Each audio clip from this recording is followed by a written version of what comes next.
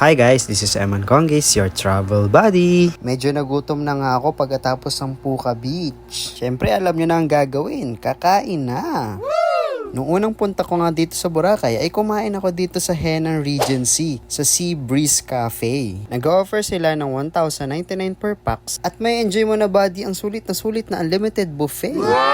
Open sila for breakfast ng 6 a.m. to 10 a.m. Pag lunch naman ay 12 noon to 2:30 p.m. 5:30 p.m. to 9 p.m. naman kapag dinner. At kung gusto mo ng unlimited drinks, additional 250 pesos yon. Siyempre pag ganun kung nagtitipid kayo, bawal sa atin ng soft drinks.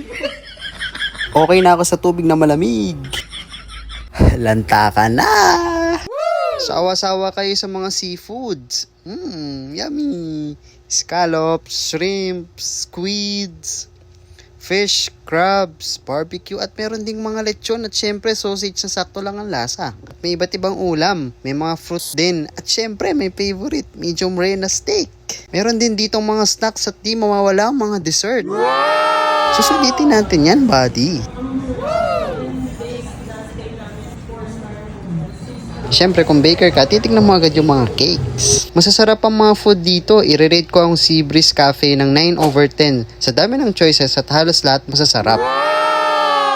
Try mo na dito, buddy.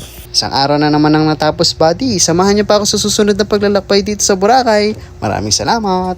Bye-bye.